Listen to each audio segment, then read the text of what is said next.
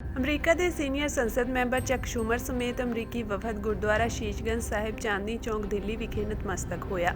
ਇਸ ਮੌਕੇ ਦਿੱਲੀ ਕਮੇਟੀ ਵੱਲੋਂ ਉਹਨਾਂ ਦਾ ਸਵਾਗਤ ਕੀਤਾ ਗਿਆ। ਅਮਰੀਕਾ ਦੇ ਸੀਨੀਅਰ ਪਾਰਲੀਮੈਂਟ ਮੈਂਬਰ ਚੱਕ ਸ਼ੂਮਰ ਨੇ ਵਫਦ ਸਮੇਤ ਸਿਰ ਤੇ ਦਸਤਾਰ ਸਜਾ ਕੇ ਮੱਥਾ ਟੇਕਿਆ ਤੇ ਸਿੱਖ ਇਤਿਹਾਸ ਬਾਰੇ ਜਾਣਕਾਰੀ ਹਾਸਲ ਕੀਤੀ। Honor and privilege for our delegation to visit this holy place to the Sikh community. We have a very strong and vibrant Sikh community in America, very hardworking, very prosperous, very generous, very family and education oriented. So we love the Sikh community in America, and coming here to see such a holy place and learning the whole history of all the gurus is very, very meaningful to our whole delegation. This is about the largest delegation that has ever visited India, and we want to learn so much about this wonderful country, and it has so many beautiful parts to it, one of which is the Sikh community. So God bless this wonderful community and may it prosper both here in India and in America. Okay, thank you.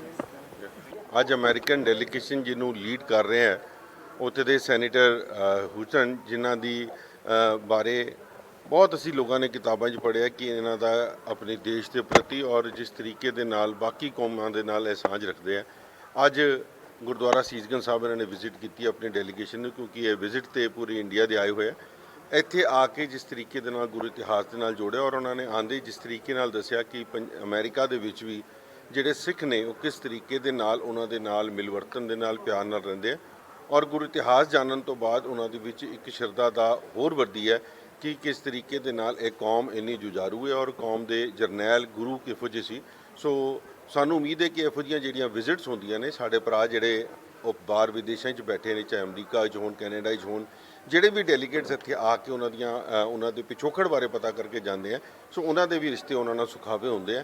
ਸੋ ਅੱਜ ਇਹਨਾਂ ਨੂੰ ਆਉਣ ਦੇ ਉੱਤੇ ਅਸੀਂ ਜੀ ਆਇਆਂ ਕਹਿੰਦੇ ਹਾਂ। ਡੈਲੀਗੇਸ਼ਨ ਅੱਜ ਪਹੁੰਚਿਆ ਸਾਡੇ ਇੱਥੇ ਗੁਰਦੁਆਰਾ ਸੀਸਗੰਜ ਸਾਹਿਬ ਵਿਖੇ ਔਰ ਇਸ ਡੈਲੀਗੇਸ਼ਨ ਦੇ ਵਿੱਚ ਅੱਜ ਤੱਕ ਦਾ ਸਭ ਤੋਂ ਵੱਡਾ ਡੈਲੀਗੇਸ਼ਨ ਹੈ ਜੋ ਇੱਥੇ ਆਇਆ।